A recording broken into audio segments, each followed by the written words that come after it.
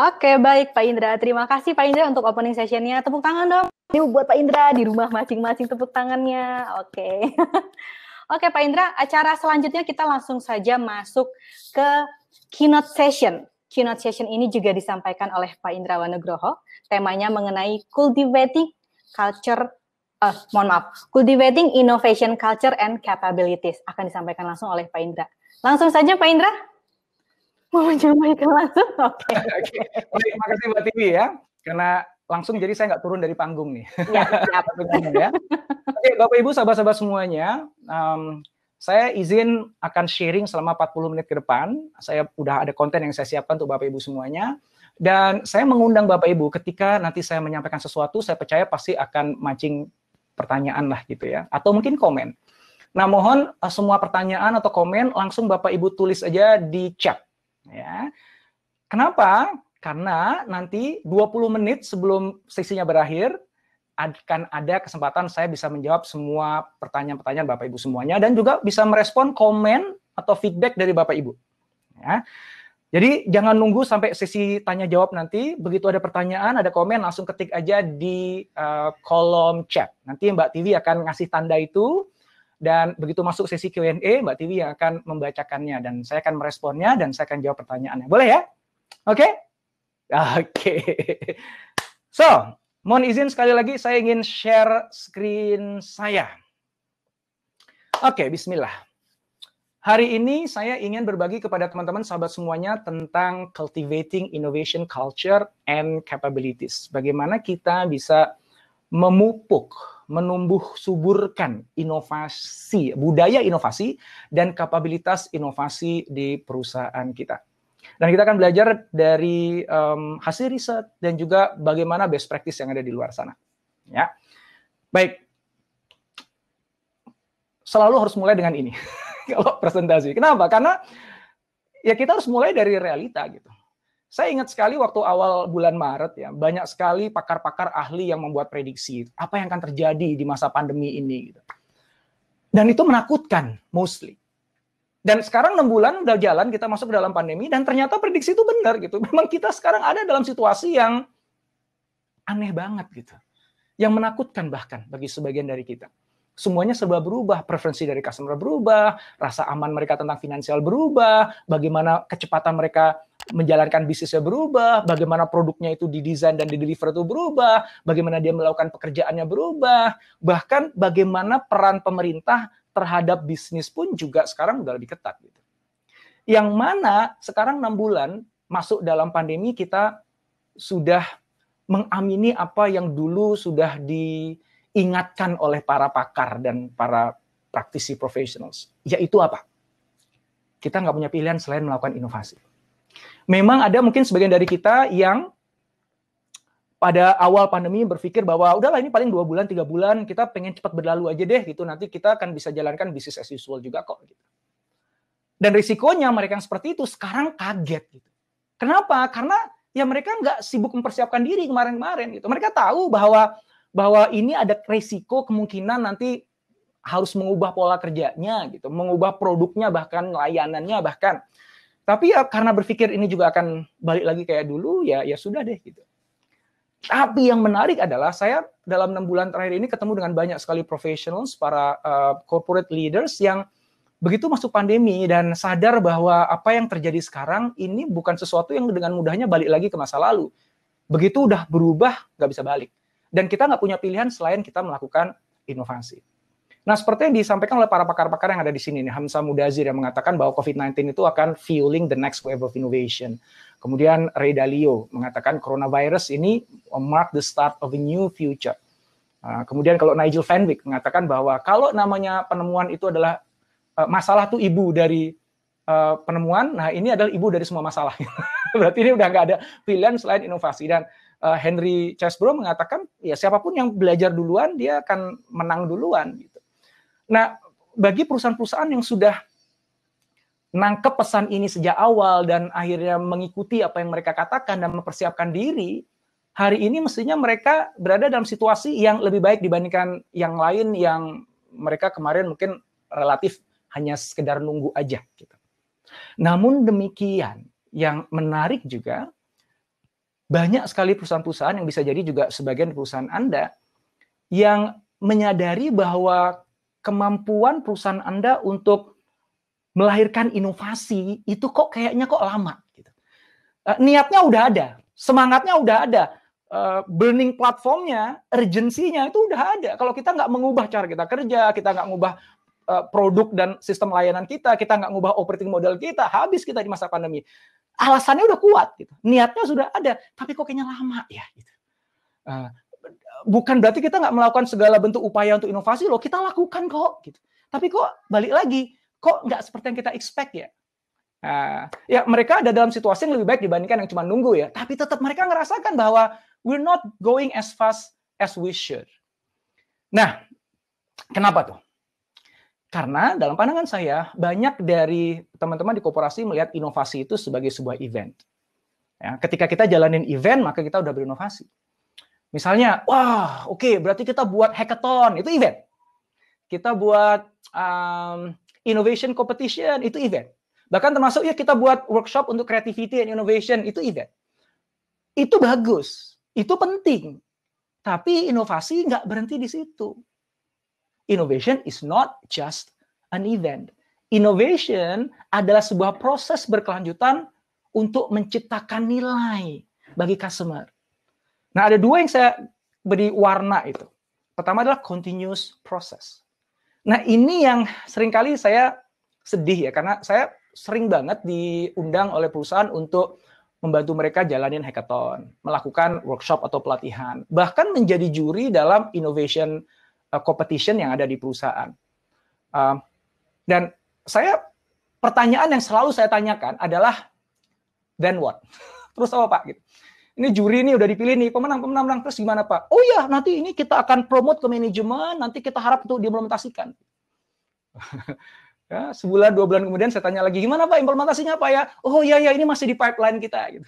Dan tebak kira-kira jawabannya apa ketika saya tanyakan lagi 9 bulan kemudian. Di pipeline terus nggak wujud-wujud. Gitu. Hackathon juga. Selesai hackathon, dipikir, oke, kita udah cukup berinovasi kok. Gitu. Demikian juga training atau workshop. Ya. Padahal inovasi itu nggak ada pilihan selain dia proses yang berkelanjutan. Nggak pernah inovasi itu lahir hanya dari sebuah event, itu nggak pernah. Event itu memicu, event itu membekali, event itu menginisiasi. Tapi kemudian what happen after the event, itulah yang nanti akan menjadi bola salju inovasi. Dan ultimately, benar nggak kita berinovasi, ujung-ujungnya yang menilai adalah customer. Seberapa customer mendapatkan nilai tambahan? Ada lompatan nilai dari proses yang kita lakukan itu. Ada value creation. Dan customer ini nggak harus external customer. Seperti nasabah kita, pelanggan kita, user kita, pasien kita, itu external customer. Tapi juga bisa internal customer, atasan kita, next proses kita, departemen yang lain. Benar nggak dari proses berkelanjutan yang kita buat itu mereka dapat nilai yang lebih dibandingkan sebelumnya? Bisa jadi lebih cepat, lebih mudah, kualitasnya lebih bagus, lebih murah. Ya. Nah, ketika kita bisa secara continue melakukan proses yang mana itu akhirnya berujung kepada value creation to customer, baru bisa dibilang kita melakukan inovasi. Ya. Nah, apa sih yang ngebuat kok kayaknya susah banget jadinya untuk benar-benar melakukan inovasi? Ini ada riset agak baru nih, tahun 2019, jadi baru tahun kemarin, yang memetakan nih, melakukan survei, ditanya kepada para karyawan di perusahaan, apa sih sebenarnya yang membuat inovasi itu kayaknya kok berat gitu, digulirkannya gitu. Ya paling cuma event aja, tapi nggak benar-benar menjadi bola salju value yang bisa kita deliver ke customer. Ada 4 aspek yang berpengaruh. Ada structure, jadi bagaimana desain dari organisasinya, proses prosedur yang ada dalamnya. Ada kapabilitas dari orang-orang yang bekerja di sana, talentanya, ada strategi bisnisnya, dan terakhir adalah culture. Dan kalau teman-teman lihat ini, di bagian bawah, ini menunjukkan apa sih di masing-masing kategori itu yang menjadi penghambat. Dan lack of cultural support, itu nomor 2 dari kiri, itu 64% orang mengatakan itu menjadi penghambat. Bisa jadi atasannya, oke, kita baru aja pro hire dari perusahaan lain yang super inovatif. Kita bayar mahal, ini chief, ini dev head, ini VP. Kita masukkan dalam, kemudian dia dengan tangan dinginnya bisa menggerakkan orang-orang, melahirkan inovasi. Wah, ternyata nggak kejadian. Apakah kita salah hire orang? Mungkin enggak. Ya gimana kita punya bibit sebagus apapun ditanam di tanah yang kering yang nggak akan tumbuh subur, kan gitu. Dan tanah itu adalah budayanya. Jadi, kenapa kok inovasi berhenti hanya jadi event, bukan jadi continuous process? Karena budaya untuk menopang inovasi, proses yang berlanjut itu nggak ada. Kalaupun ada, nggak kuat. Dan itu alasan kenapa hari ini saya ingin share tentang culture. Nah, jadi kalau kita definisikan, innovation culture itu adalah sebuah budaya organisasi yang benar-benar memberikan nilai dan dukungan terhadap inovasi. Supaya akhirnya orang benar-benar melakukan inovasi. Ya. Sayangnya, untuk kita mengubah budaya yang lama jadi budaya baru, yaitu budaya inovasi, itu nggak mudah. Kenapa? Karena yang namanya budaya itu kayak kontrak sosial gitu, yang udah kita tanda tangani bersama. Sehingga ketika ada leader yang berupaya untuk mengubah budaya, itu ibaratnya dia ngelawan kontrak ini, berupaya untuk melanggar kontrak yang udah dibuat, dan otomatis mereka yang udah kadung merasa nyaman dengan kondisi yang sekarang, udah perform dengan kondisi yang sekarang, pasti akan ngelawan gitu. Sehingga wajar kalau kemudian budaya inovasi itu nggak muncul-muncul. Gitu. So, pertanyaannya kan bukan berarti organisasi atau perusahaan nggak bisa buat budaya inovasi kan. Buktinya di luar sana banyak kok perusahaan-perusahaan gede ya yang tadinya nggak punya budaya inovasi, akhirnya bisa punya kok buktinya gitu. Ada tuh case study-nya di mana-mana. Nah, emang apa sih yang mereka lakukan kok bisa? Sehingga budaya inovasi itu mewujud. Nah, kita akan lihat ada satu perusahaan yang kita angkat case-nya di sini. Ini perusahaan asuransi ya, CSAA Insurance Group. Ini ada 4.000 karyawan, dia menjadi bagian dari AAA, itu sebuah asosiasi otomobil ya, dengan membernya kalau nggak salah 56 juta. Nah, mereka perusahaan yang nggak muda lagi dan besar, namun berhasil kemudian melakukan perubahan di budayanya, jadi budaya inovasi. Pertanyaannya apa sih yang mereka lakukan? Kita lihat satu persatu ya. Yang pertama adalah jelas mulainya dari atas, mereka kemudian membuat sebuah organizational strategy yang menjadi payung begitu, yang mana mereka tetapkan berdampingan dengan strategi marketnya mereka. Mereka nyebutnya foster a culture of insight and innovation. Wah, intinya pokoknya dari atas udah ada inisiatif gede, di mana yuk kita harus buat budaya inovasi. Wah, yang berikutnya, value statement-nya juga ditambahkan aspek inovasi. Jadi sebelumnya dia nggak ada kata inovasi di dalam core value-nya atau core kompetensinya, itu akhirnya masuk ke dalam core value-nya. Dan saya lihat ini dilakukan oleh banyak perusahaan juga di Indonesia, di mana core value mereka akhirnya muncul aspek-aspek yang sifatnya lebih terkait dengan creativity dan innovation. Dan kemudian mereka sadar bahwa mereka harus mengembangkan ada 3 tipe inovasi, dari yang incremental, evolutionary, dan disruptive. Dan mereka ingin semua karyawan terlibat di antara ketiganya. Nah, tentu saja yang paling banyak mereka fokuskan adalah yang incremental. Jadi mayoritas karyawan diminta untuk berinovasi di aspek yang incremental aja, yang paling mudah aja. Karena itu hanya modifikasi kecil-kecilan dari apa yang selama ini mereka jalankan. Bisnis proses yang ada. Ya, jadi memperbaiki call center-nya, bisnis prosesnya dibuat lebih mudah, lebih cepat, customer experience lebih bagus. Itu inovasi, walaupun incremental. Dan itu mudah, siapa aja bisa lakukan. Nah, untuk yang evolutionary dan disruptive, mereka juga lakukan. Ya, kalau yang evolutionary itu misalnya creating new digital customer experience, sebelumnya belum ada. Bahkan yang disruptive ya, mereka mulai eksplorasi gimana sih asuransi untuk self-driving car. Walaupun untuk 2 tipe inovasi ini, itu mereka nggak luangkan anggaran yang besar. Ya, secukupnya aja, yang penting kita udah explore ke arah sana. Apalagi yang dilakukan? Mereka berikan training, obviously, kepada semua karyawan. Mereka berikan tools dan ada latihannya yang basisnya design thinking, dan memastikan bahwa semua orang ketika dia mainkan aktivitas di dalam workshop itu, mereka tackling real business problem yang mereka hadapi sehari-hari di tempat kerja. Ya, bukan sekedar belajar teorinya saja. Nah, ini yang dilakukan. Kemudian, apa yang mereka lakukan dengan training atau workshop tadi, itu bukan hanya sekedar menghasilkan ownership yang lebih tinggi dan engagement yang tinggi, tapi mereka ngejar ada tangible result-nya. Dan itu kelihatan di perusahaan ini. Misrouted phone interaction itu berkurang 40%, dan juga ada banyak prototipe yang muncul yang itu punya potensi bisnis yang bagus. Dan manajer juga diharapkan untuk bisa engage dengan timnya untuk memastikan bahwa ide-ide mereka benar-benar akhirnya bisa diimplementasikan. Nah, apakah berhenti di situ? Enggak.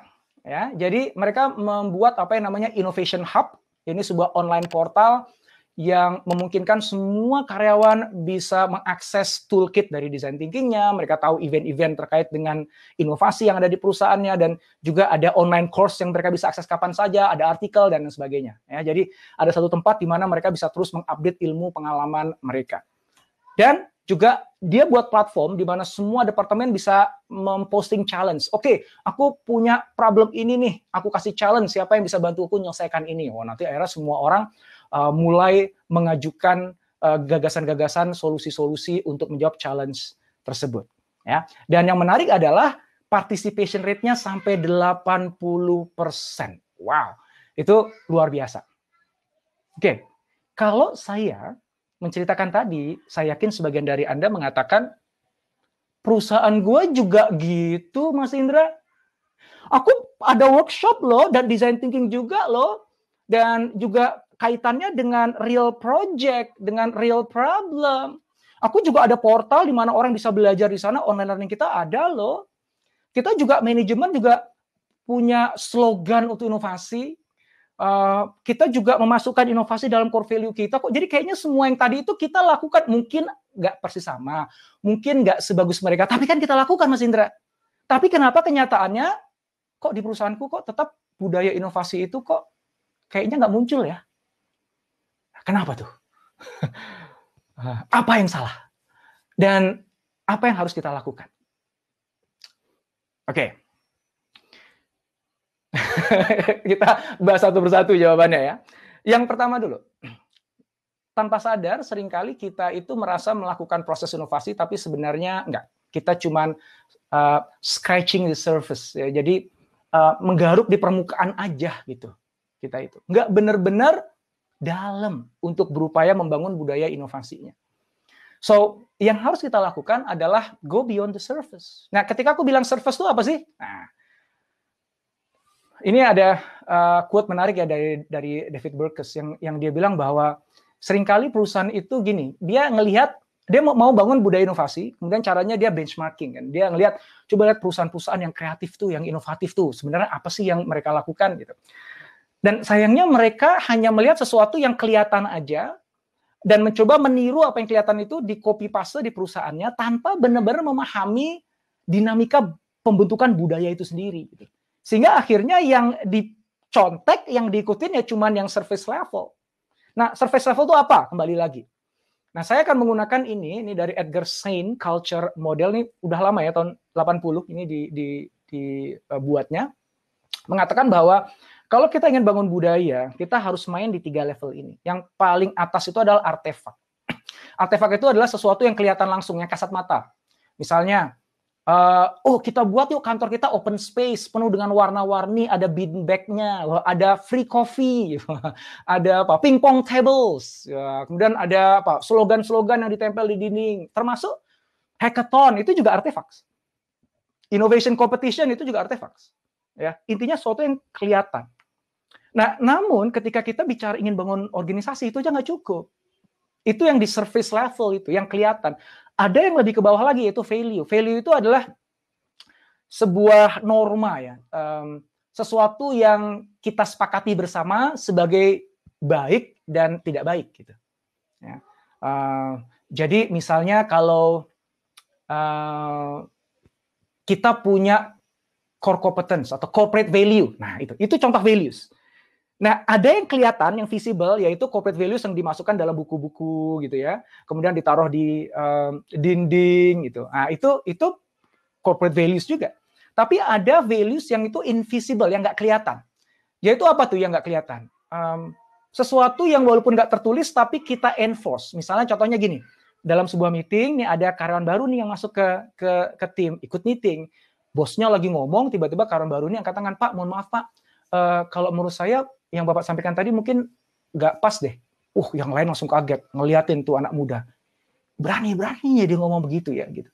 Walaupun tidak ada tertulis peraturan bahwa tidak boleh menginterupsi atasan ketika lagi meeting, tapi itu di-enforce oleh lingkungan sebagai value bersama. Lo nggak respect lo sama atasan, lo motong pembicaraan. Nah, itu sesuatu yang invisible. Dan yang paling bawah assumptions. Nah, ini yang paling susah diubah nih. Dan ini yang paling berpengaruh terhadap pembentukan budaya organisasi.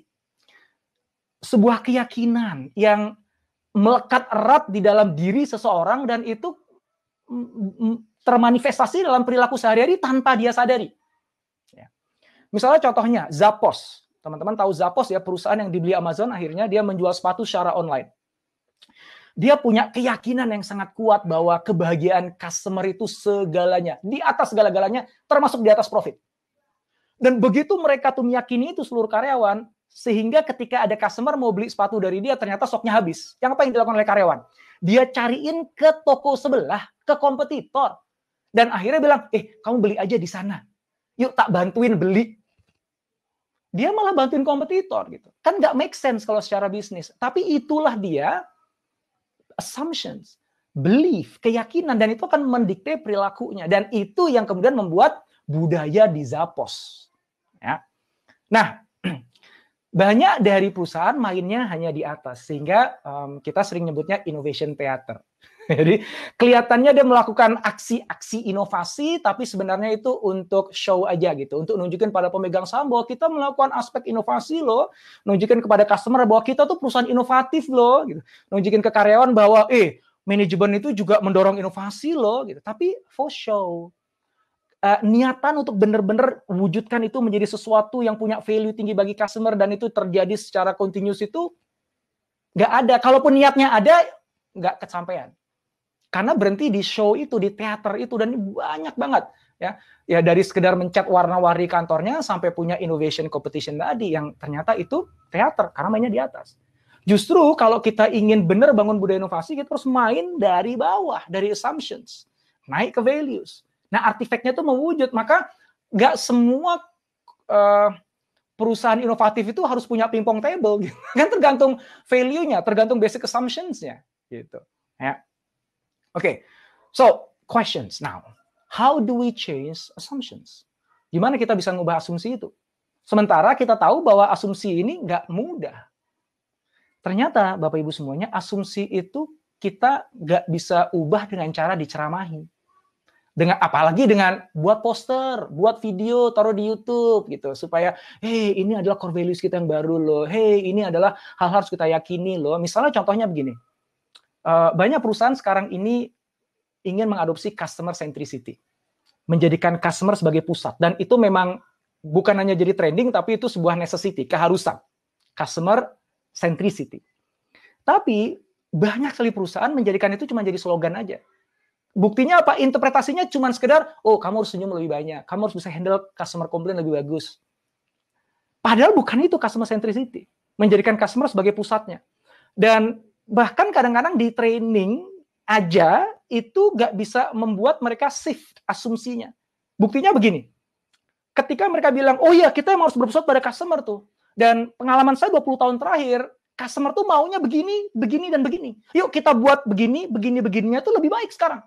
Demi kepentingan customer.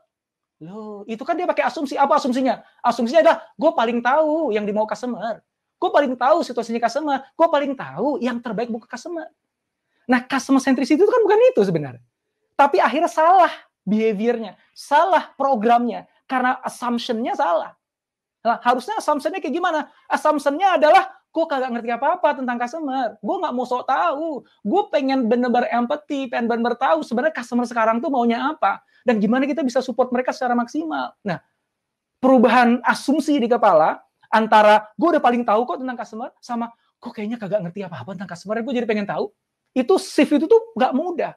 So, cuman dikasih tahu, it's not going to shift their assumption. So, lagi, gimana caranya? Ternyata kata kuncinya ada di experience. Orang itu bisa bergeser asumsinya, berpindah, berubah ketika dia ngalamin sendiri. Dan sebenarnya tanpa sadar, asumsi yang kita miliki saat ini di kepala kita itu terbentuk dari pengalaman kita kerja di perusahaan itu loh. Di perusahaan Anda sekarang. Dengan atasan Anda sekarang. Jadi ketika Anda kerja dengan atasan nih, atasan buat keputusan begini, atasan bertindak begini, perilakunya begini, marahin di sini, mengencourage di sini. Baik dia melakukan secara sadar atau tidak sadar, maka keputusan dan perilaku atasan Anda itu sebenarnya sedang mencetak asumsi di kepala Anda.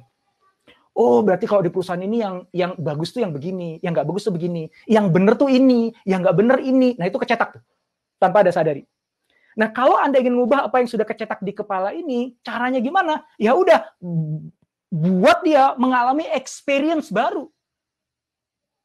Yang itu membuat dia merasa, ternyata yang kemarin gue pikir itu benar salah ya. Dan itu bukan karena gue diomongin, dikasih tahu, diajarin, tapi gue ngalamin sendiri. Yeah. So, if you want to change your employees' behavior, it is easier to create new or different experiences.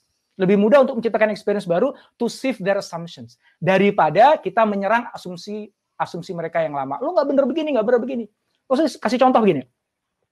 Dalam satu project yang kita jalankan dengan klien kita, yang melibatkan para senior leader, ya, VP dan GM. Ketika kita mulai ini awal perusahaan ini lagi mau transformasi. Berarti ada basic assumption yang itu terbawa sejak lama dan masih mengendap pada saat itu. Pimpinan ini yang udah lebih dari 20 tahun kerja di perusahaan itu dan ngurusin customer, itu merasa tahu banget tentang customer. Maka ketika kita mulai menjalankan design thinking, ngajak mereka melakukan empathy dengan cara ngobrol dengan customer, mereka langsung bilang begini, oh, aku udah tahu customer tuh maunya apa, pasti begini deh, udahlah gitu. Ya, ngotot gitu. Sampai kita paksa, udah Pak, ikutin aja deh, coba deh. Akhirnya dia dengan berat hati yang ikut juga gitu. Nah, yang menarik adalah ketika dia akhirnya terlibat dalam experience baru. Dan akhirnya dia ngalamin sendiri, jalanin sendiri, dan menemukan sendiri. Ternyata customer sekarang itu gitu toh. Kok beda ya dengan apa yang saya pikirkan. Dia nemukan itu sendiri, dia nyadarin sendiri. Itu langsung shift asumsinya. Kita mau ngajarin dia di kelas ngomong, dia mau seminggu juga nggak akan ngubah apa-apa dalam asumsinya dia. Tapi begitu dia experience sendiri, ngalamin sendiri, nah baru dia bilang gitu. Dan yang menarik adalah ketika asumsinya dia udah bergeser, perilakunya dia juga bergeser. Begitu dia balik ke tempat kerja, dikumpulin semua timnya. Dia bilang, ternyata asumsi gue salah nih bro. Yuk, saya undang kalian semua nyebar, ketemuin customer, coba tanya-tanya sama mereka, lakukan empathy, habis itu laporan ke saya.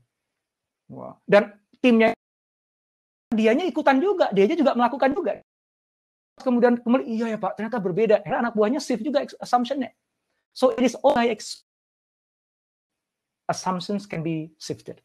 Dan itu alasannya Cias ketika kita jalankan semua program inovasi kita, baik yang itu sifatnya adalah workshop, sampai program sampai setengah tahun lah. Semuanya basisnya experience. That's the only way untuk cultures, assumptions, value, behaviornya. So, mau buat culture of innovation, maka kita harus go deeper, beyond the surface. Kita temukan asumsi apa yang kita ingin bangun di kepalanya dia, buat yang sangat spesifik. Kemudian hadirkan pengalaman secara konsisten terus-menerus. Sampai kemudian akhirnya mewujud jadi perilaku, dan akhirnya budaya organisasi secara keseluruhan baru akan terbentuk. Oke. Bapak Ibu kalau ada pertanyaan langsung ya tulis di mana kiri apa kanan? Di kiri di chat ya, langsung tulis pertanyaannya di situ. Nanti mungkin 15 menit sebelum berakhir saya punya kesempatan untuk jawab pertanyaan Bapak Ibu semuanya. Yang kedua adalah make the investment. Jadi what went wrong? Kita merasa di perusahaan itu sudah investasi, tapi sebenarnya itu far from enough, jauh dari cukup. Investasi ini bisa berupa rupiah, yes. Everything needs money. Tapi sebenarnya ada investasi lain yang dalam pandangan saya jauh lebih penting, yaitu apa? Komitmen leader dari atas ke bawah gitu. Investasi waktu gitu. Investasi risiko. Ya.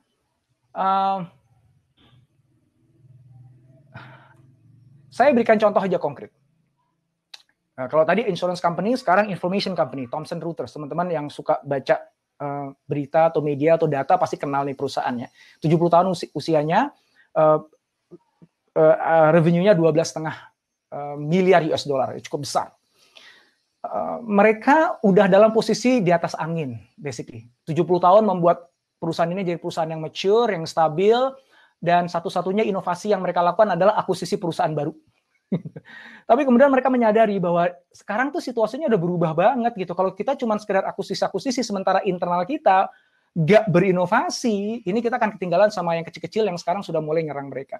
So akhirnya mereka memutuskan untuk membuat budaya inovasi, karena mereka yakin kalau budayanya udah ada, inovasi itu nanti akan tumbuh dengan mudahnya.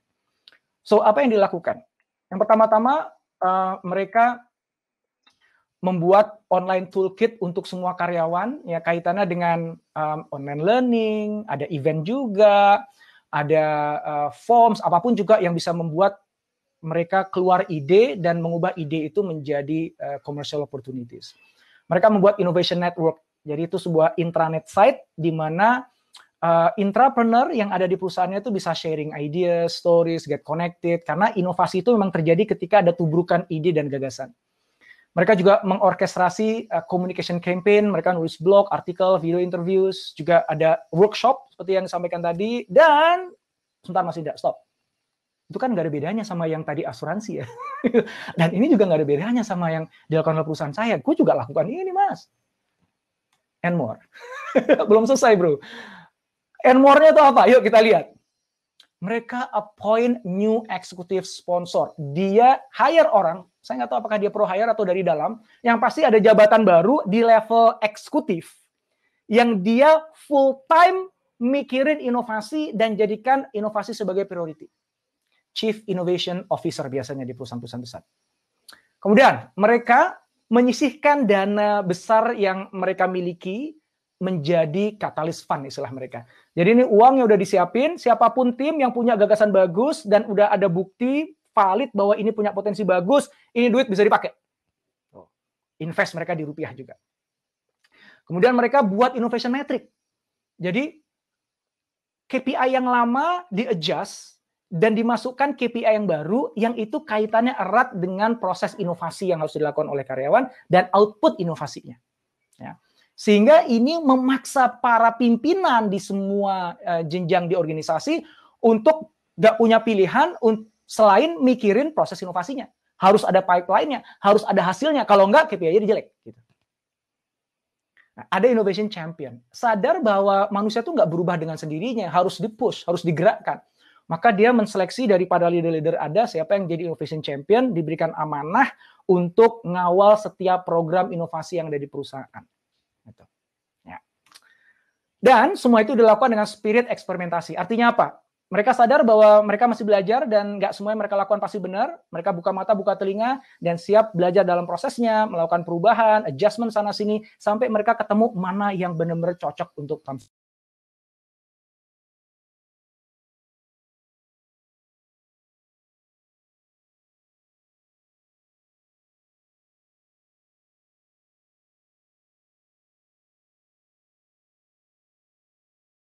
Innovation Network itu jadi the most visited site di companies intranet. Lebih dari 250 ide yang kemudian diangkat sampai ke level enterprise, sebagian sudah jadi prototype, sebagian sudah dijalankan, sebagian masih digodok, dan perusahaan siap untuk investasi yang nggak sedikit di sana. Ya, ini Catalyst Fund-nya itu benar-benar sudah diimplementasikan secara real. So, make that investment. Yang ketiga adalah address all pain points. Menarik banget ketika ngobrol sama teman-teman ya, baik di transformation officer, transformation management office, atau teman-teman di human capital ngomongin tentang program inovasi gitu. Karena emang yang CIAS lakukan itu ya, support klien kita, perusahaan-perusahaan untuk bisa buat program inovasi gitu. Seringkali kita menemukan bahwa banyak titik-titik yang memang sejak awal kita udah identifikasi ketika ngobrol awal gitu, ketika kita diagnosa awal gitu. Yang kita yakini bahwa ini kalau nggak kita address, kalau nggak kita sasar dari awal, dari dini, ini akan jadi problem gitu. Dan kita punya pengalaman pahit di masa lalu karena kita ya budaya Indonesia lah ya, nggak enakan gitu ya, masa sama klien terus kita sok tahu sih ini nih bisa calon bahaya nih, yuk kita lakukan sesuatu dulu sebelum programnya jalan, yuk kita harus ketemu sama ini gitu ya. Akhirnya benar, ketika programnya jalan, berhenti. Akhirnya dia nggak bisa lari. Akhirnya mati sebelum berkembang. Kenapa? Karena ada pain point yang harusnya dari awal kita address, tapi kita milih untuk tidak. Gitu. Kenapa? Ya bisa jadi nggak enak, bisa jadi kita merasa bukan kewenangannya kita. Gitu. Bisa jadi karena, wah nanti daripada gue nggak dapat project lagi dari dia, gue iyain aja deh maunya dia kayak gimana gitu. Karena ketika kita angkat pain point itu, mereka bilang, wah itu agak susah Pak, itu kayaknya tuh di luar kewenangan kita. Wah itu kita nggak ada budgetnya Pak. Wah itu kayaknya bakalan jadi panjang deh Pak ceritanya Pak. Yang penting ini jalan dulu deh Pak. Gitu. Nah belajar dari pengalaman itu akhirnya kita memaksa kepada klien dengan cara yang baik dan sopan bahwa kita harus before project jalan. Dan kami bersedia melakukan itu nggak usah dibayar gitu. Kenapa? Karena make or break-nya in project tergantung dari itu gitu. Dan realitanya sekali lagi banyak dari teman-teman itu either dia nggak tahu bahwa itu pain point dari proses inovasi, atau dia tahu sadar tapi nggak mau melakukan apa-apa karena ngerasa di luar kewenangannya, karena merasa nggak enak dan sebagainya. Nah, yang ketiga ini yang terakhir, yang tips yang saya berikan pada teman-teman semuanya ketika bangun budaya inovasi adalah pil pahit itu tolong ditelan dan addressing all pain points sejak awal. Ya. Dan itu kita lakukan. Jadi kalau misalnya ada project nih, kita diminta untuk buatin project dong untuk ini gitu ya. Kapan projectnya? Minggu depan. Nggak bisa bro. Kapan? Ya paling nggak sebulan lagi deh gitu. Loh, kok lama banget? Emang Cias nggak siap orangnya? Siap. Kalau cuma sekedar workshop, kita kick off, besok juga bisa gitu. Loh emang kenapa? Sebentar bro, kita harus analisa dulu situasinya, kita harus temukan dulu pain point-nya. Habis itu sebelum itu kick off, kita harus sowan dulu ke kelompok ini, kita harus ngomong dulu ke bapak ini, kita harus siapin dulu ininya, kita harus gemburkan dulu situasinya, setting, conditioning, itu kita lakukan at least 2 weeks, kita lakukan itu gerilya dulu. Kenapa? Ya, karena kawan saya Indrani Roy, dia adalah eksekutif director dari Deloitte Asia Pasifik, mengatakan gini, corporate innovation itu bukan masalah kreativitas, gitu. Kenapa kok inovasi nggak muncul di koperasi itu bukan karena kekurangan kreativitas, bukan. Tapi karena office politik.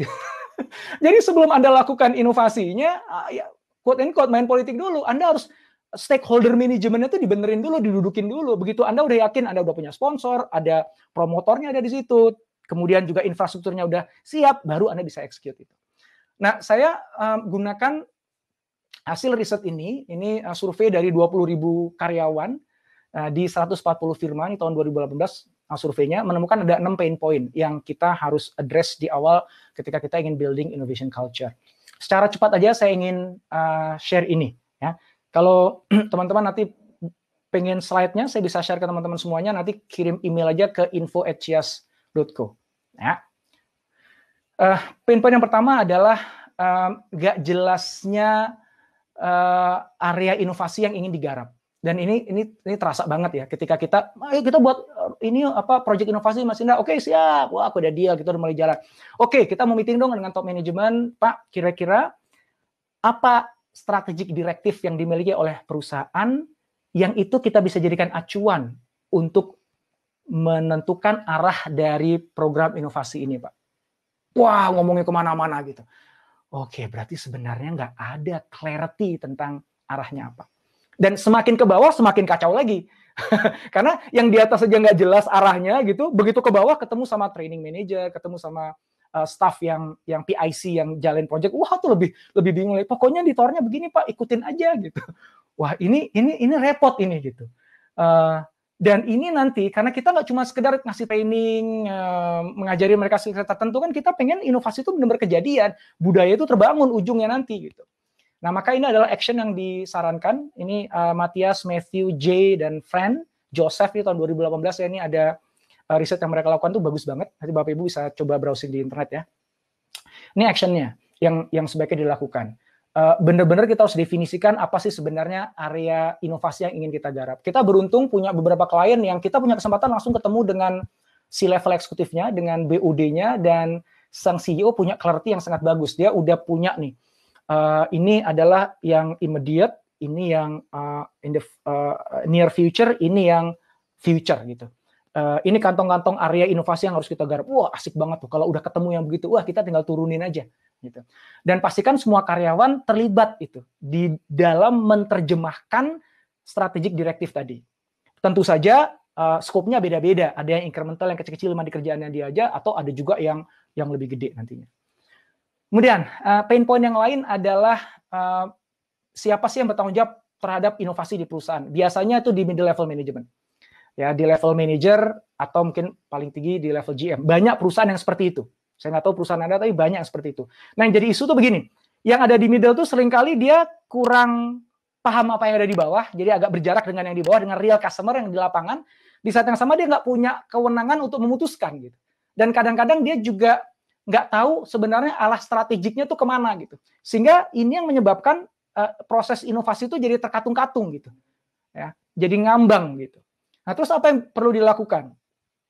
Pertama, di split ya, yang incremental yang mana, radical yang mana. Yang incremental udahlah, serahin aja ke bawah untuk jalanin, yang penting ini tercapai, very simple. Kita sebagai middle management nggak perlu terlalu ngerecokin, memberikan arah yang terlalu besar gitu.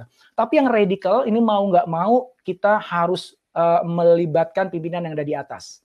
Dan daripada yang di tengah ini mengambil peran yang harus memutuskan, ada lebih baik dia ngambil peran yang sifatnya facilitating. Dia berkoordinasi dengan departemen yang lain dan juga menjadi jembatan untuk ke atas. Nah, ketika si tengah ini ngambil peran sebagai fasilitator inovasi, akan lebih baik dibandingkan kalau dia yang bertanggung jawab untuk melahirkan inovasi. Ini hasil risetnya seperti itu. Kemudian, yang ketiga adalah deploying resources. Nah, mereka mau melakukan inovasi tapi nggak mau invest tadi. Ya. Invest itu bukan cuma sekedar kasih investasi uang untuk nyoba buat produk baru ya, tapi begini, dia punya sumber daya manusia nih SDM, tapi itu dikempit gitu. Jadi ya kamu kan punya kerjaan, udah ini dulu aja dikerjain deh gitu.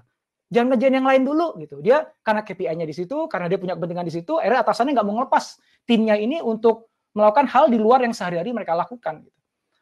Nah, kita walaupun kita punya teknik ya namanya OG, on the job innovating, nanti Anda bisa lihat di Expo, Anda bisa klik booth-nya, saya akan cerita di situ menjelaskan, yang mana memungkinkan orang yang masih kerja sehari-hari itu tetap masih bisa berinovasi. Gitu. Namun tetap ada batasannya gitu, dan ada keinginan harus dari manajemen untuk memberikan ruang kepada mereka untuk melakukan inovasi. Gitu.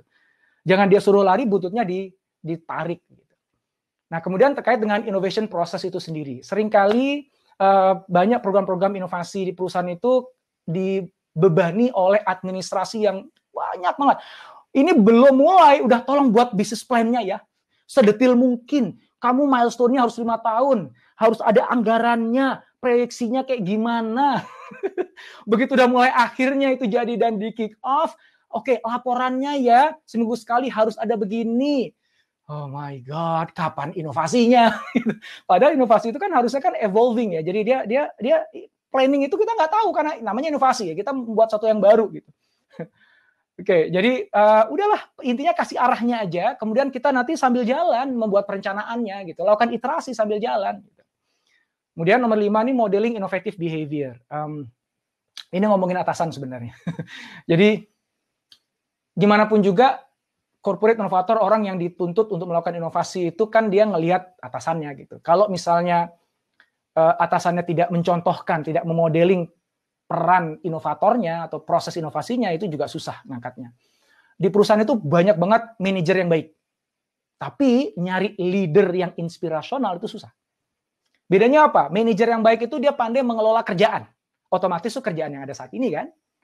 Leader inspirasional adalah leader pimpinan kerja yang dia punya visi ke depan dan dia ingin wujudkan visi itu dan sadar bahwa dia nggak bisa melakukannya sendirian, dia butuh merangkul orang-orang di sekitarnya. Itu namanya leader yang inspirasional.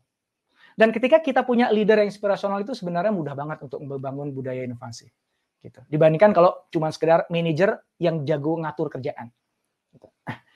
Ya, artinya apa? Ya si manajer tadi harus belajar jadi leader ya, bisa giving feedback, lakukan coaching, dia mulai terbuka terhadap masukan, dia membuka ruang untuk ada cara kerja yang baru berbeda. Yang terakhir adalah tentang pengukuran. Jadi kita tahu bahwa yang bisa kita ukur, kita bisa kontrol. Yang bisa kita kontrol, bisa kita ubah. Tapi kalau kita nggak ngukur, ya gimana ngontrolnya? Dan ketika kita nggak bisa ngontrol, gimana kita bisa berharap akan berubah? Gitu. Maka measurement ini menjadi kunci. Itu sebabnya di Cias kita punya satu wings yang di dalamnya fokus untuk membantu perusahaan untuk melakukan pengukuran. Dari behavior-nya yang diukur, sampai kepada outcome inovasi yang diukur. Karena that's the only way untuk kita bisa tracking, tahu apakah kita udah di arah yang tepat, apa enggak gitu. Dan apa yang harus diubah, supaya nanti berpeluang untuk bisa sampai kepada outcome yang kita inginkan. gitu. So metric is very important, dan kita nggak harus punya metrik yang banyak-banyak ya. Yang apa sih metriknya? Sebagian perusahaan metriknya tuh hanyalah lessons learned, itu ada dijadikan metrik gitu. Atau yang penting mereka sudah melaunch sekian inisiatif baru gitu. Ada juga yang sampai ke financial. Terserah deh, Anda putuskan. Yang penting harus ada metriknya. Yang Anda yakini itu tepat. Sehingga di awal nih, salah satu yang kita lakukan sebelum kita kick off program inovasi itu pasti salah satunya itu menyepakati metrik dengan klien. Oke, ini metriknya, ini apa nih ukurannya? Karena nanti keberhasilan kita juga diukur dari situ kan. Dan kita bisa jadikan itu sebagai patokan bersama untuk kita saling mengakses dan nanti memperbaiki prosesnya. Ya, oke. So, inilah 3 hal yang Bapak Ibu semuanya perlu perhatikan dan tindak lanjuti untuk memastikan bahwa budaya inovasi bisa muncul di perusahaan Bapak Ibu semuanya. You have to go beyond the surface, you have to make the investment, dan terakhir you have to address all pain points. Mudah-mudahan manfaat, dan saya punya waktu 10 menit sebelum masuk ke sesi selanjutnya, dan yuk kita diskusi atau tanya jawab. Silakan. Mbak Tiwi, sudah ada pertanyaan-pertanyaan yang muncul, Mbak Tiwi? Ada Bapak, ada beberapa. Oke. Namun di sini ada beberapa pertanyaan sebenarnya sudah terjawab oleh Pak Indra sesudahnya. Saya coba tanya dulu, nanti kali aja kalau belum terjawab Bapak bisa jawab lagi ya Pak. Oke, yang pertama ada dari Ibu Visiana Dewi. Apa langkah paling berdampak atau strategi yang tepat untuk menciptakan budaya inovasi di organisasi nih Pak? Oke, selain dari apa yang sudah saya jelasin. Betul. Ya, ini saya kasih tambahannya. Bangun komitmen dengan top leader. Komitmen itu bukan berarti harus sudah punya rencana yang detail spesifik tentang inovasinya apa, dibawa kemana, siapa yang melakukan, bagaimana caranya, bukan itu. Tapi sekedar kita duduk sama dan mengatakan, Pak, Bu, bener nggak sih kita jadikan inovasi itu prioritas? Kalau memang benar, saya butuh nih, semua orang mengakui itu. Dan berikan kepada saya kewenangan untuk menindaklanjuti komitmen itu. Konkret. Jadi bukan cuma oke, semangat, yes, inovasi gitu. Tetapi memang kita yang ngambil peran, walaupun kita tahu itu capek, melelahkan, risikonya gede, tapi harus ada orang yang jadi champion melakukan itu. Dan ya saya berharap Ibu yang memang punya concern dengan inovasi, ambil aja peran itu Bu, gitu. Minta izin, nggak usah ditambah gajinya Pak, Bu. Kerjaannya nambah, gajinya sama loh, mau nggak? Ya, insya Allah nanti ketika Anda berhasil ngambil peran itu dengan baik, insya Allah orang kan akan melihat, wah nih Ibu nih hebat banget nih, gitu, nggak itu sama perusahaan. Dan legasinya kelihatan, kayaknya cocok untuk jadi calon CEO berikutnya. Ya, okay. Jadi mulai dari aktif diri sendiri juga gitu ya Pak ya. Oke, selanjutnya dari Ibu Nisa Nurla. Pak Indra, pernahkah menangani atau punya pengalaman dengan member organisasi yang sangat resist terhadap inovasi perusahaan? Boleh diceritakan Pak bagaimana meresponnya? Ini kayak banyak ya Pak yang ngalamin ini ya. Kalau itu sih pasti ada. Jadi kalau kita lihat ya, potret dari karyawan kita itu seperti kurva normal begitu. Kurva normal. Ya. Ini kalau mau mudah ngambil dari diffusion of innovation. Jadi karyawan kita kalau menggunakan teori diffusion of innovation yang benar-benar semangat untuk melakukan inovasi, mau uji coba dan nggak pakai mikir banyak gitu, bahkan mau keluar uangnya sendiri, itu cuma 2,5%. Tapi kalau nggak salah 16% itu di ujung. Jadi yang 2,5% itu ujung sini, dengan kurva normal begini ya. Yang ujung sini nih, laggards, ya itu saya lupa berapa, 16% kalau nggak salah. Itu adalah sembuh gitu. Bahkan sebagian lagi dia toxic, dia resist gitu. Terus gimana caranya? Gak usah dipikirin Bu, abaikan aja. Fokus sama yang depan Bu. Soalnya lelah gitu, kita ngurusin sana gitu. Mau gimana juga ya dia akan resist kok gitu. Ya, so kita fokus sama yang 2,5% ini dulu, dapetin mereka, jadikan dia pasukan inovator kita dulu. Akhirnya kita nggak sendirian nih, kita jadi punya pasukan nih. Dengan pasukan kita ini kita akan pengaruhi yang berikutnya, ya, sisa karyawan yang lain. Habis itu pasukan itu makin banyak. Nah, lama-lama yang tadi di ujung tadi cuma 2 pilihan. Pilihannya adalah dia terpaksa ngikutin, ya, atau pilihan yang lain dia akan kedepak sendiri dari lingkungannya. Mungkin bukan berarti dipecat ya, tapi dia udah nggak dianggap relevan sama organisasi gitu. Otomatis kan karirnya dan lain sebagainya kan akan stuck di sana. Dan itu selalu ada. Gitu. Jadi jangan fokus sama yang di situ, fokus sama yang ada di sini. Karena inovasi itu nggak mudah, kita harus babat hutan gitu. Nah, ngapain habisin waktu mikirin orang yang pengen ngelawan kita? Mendingan cari orang yang mau jadi pendukung kita, pasukan kita. Karena kita nggak bisa lakukan ini sendirian. Ya, bangun tim kecil yang itu powerful untuk mempengaruhi yang lain. Gitu jalan ceritanya. Toh pada dasarnya nanti kalau misalnya ada 15% dari perusahaan kita, karyawan kita yang nggak inovasi, itu nggak masalah kok. Yang 80% akan nutupin mereka pada akhirnya juga. Oke, fokus pada apa yang ada di depan gitu ya Pak ya? Ya, bangun pasukan dulu, bangun koalisi istilahnya. Bangun koalisi. Dan mulai dari orang yang memang punya semangat sama kayak kita gitu. Abaikan yang resist dulu untuk saat ini. Ya. Anda nggak punya waktu dan energi untuk ngurusin mereka. Di awal ya. Nanti lama-lama Anda akan agak cukup ini ya. Baik. Pak Indra sempat nge-freeze videonya. Baik, pertanyaan selanjutnya Pak, dari Pak Sugeng Utoyo.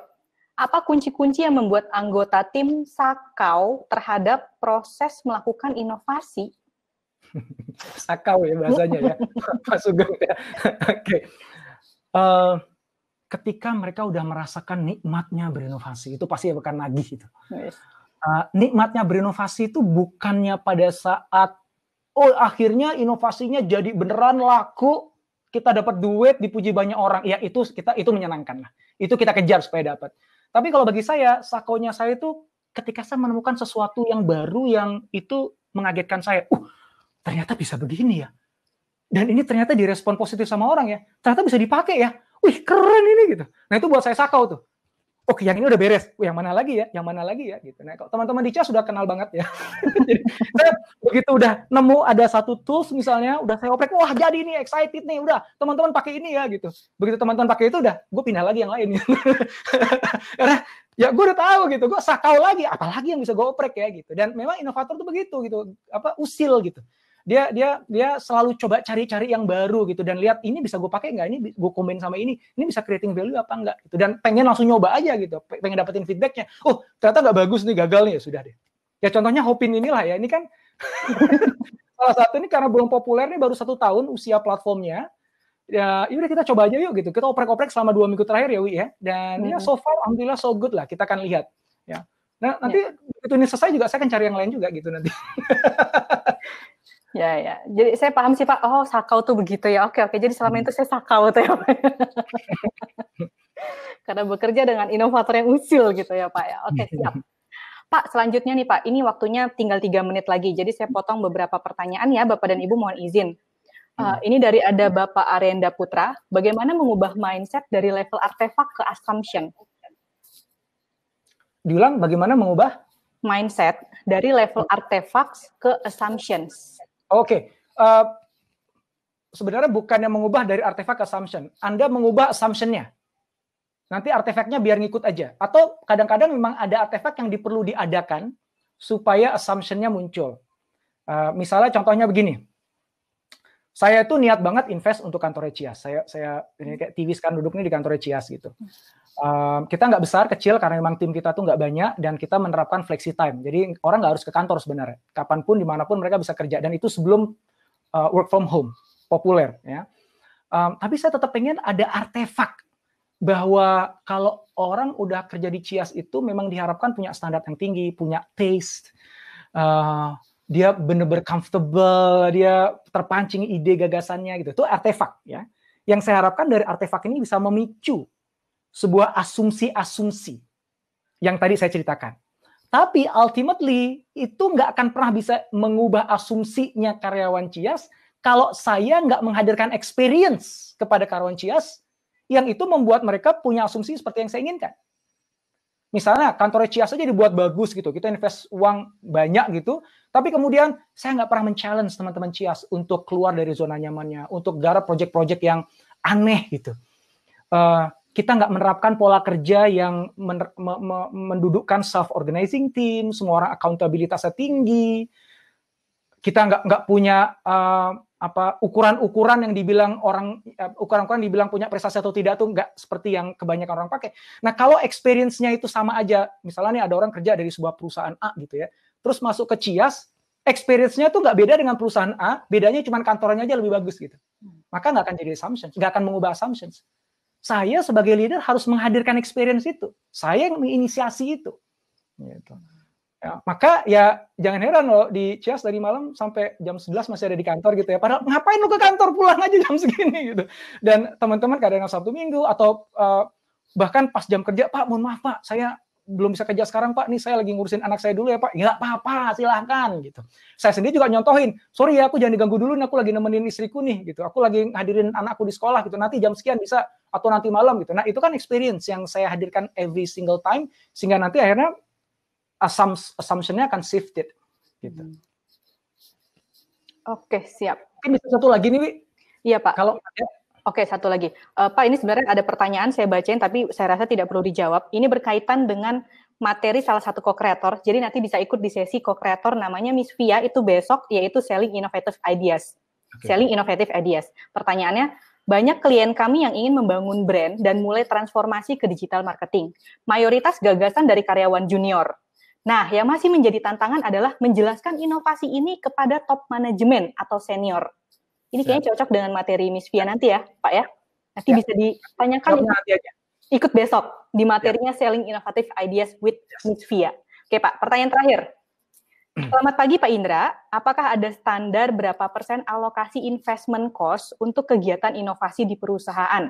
Serta, apakah ada metodologi paling akurat dalam melakukan monetize kegiatan inovasi yang sudah dijalankan, khususnya inovasi yang menghasilkan intangible benefit? Oke, yang pertama dulu nggak ada pakem.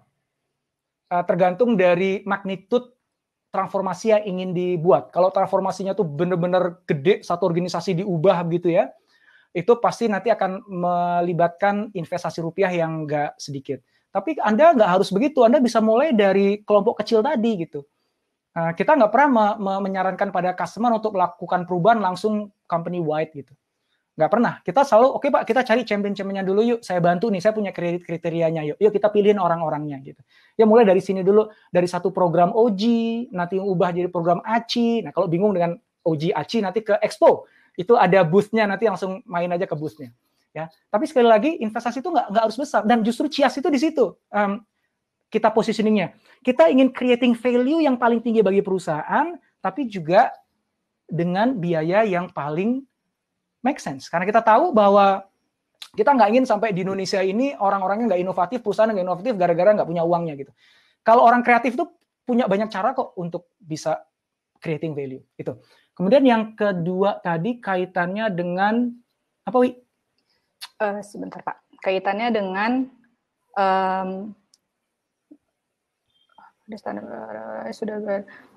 untuk kegiatan inovasi, apakah ada metodologi paling akurat dalam melakukan monetize kegiatan inovasi yang sudah dijalankan? Jadi gini, maksudnya gini kayaknya. Kalau misalnya inovasi itu berujung kepada sesuatu yang bukan finansial, jadi misalnya, moral kerja karyawan naik. Nah, itu kan bukan finansial. Ukurnya. Karena manajemen selalu minta rupiahnya berapa. Nah, kita bisa lihat aja, kita cari komparasinya. Ketika moral kerja naik, apa akibatnya? Oh, ternyata absensinya berkurang. Tingkat bolosnya berkurang. Oh, ternyata produktivitasnya naik 10%. Ya udah, absensi aja. Setiap kali absensi kurang 2%, itu berapa rupiah sih yang berhasil didapat oleh perusahaan, itu bisa dihitung. Setiap kali 10% naik produktivitas, itu akan dirupiahkan berapa, itu bisa dihitung. Ya, ada innovation accounting namanya. Nanti boleh nanya langsung sama Coach Taufik Mardian. Siap. Nah, itu semuanya bisa dihitung. Jadi memang ada perusahaan yang semuanya pengen dirupiahin gitu. ya oke, nanti ada ahlinya kalau di Cias itu. Nanti mungkin boleh ditanyakan sama Mas Taufik ya kalau udah pada waktunya. Okay. Baik. Makasih sekali teman-teman sahabat-sahabat semuanya yang bersedia untuk menyimak sesi saya, mudah-mudahan manfaat. Dan sekali lagi saya akan ada di sini sampai besok sore. Mudah-mudahan kita bisa ketemu nanti di tempat networking ya. Mudah-mudahan. Sampai lusa sore ya, Pak, hari Minggu, bukan besok. Okay. Oh ya, sampai hari Minggu tentu saja. Karena saya akan nutup nanti ya, ada sesi terakhir dengan saya. Betul. Makasih, Tiwi, terima kasih. Teman-teman semuanya makasih. Assalamualaikum warahmatullahi wabarakatuh. Waalaikumsalam warahmatullahi wabarakatuh. Terima kasih Pak Indra.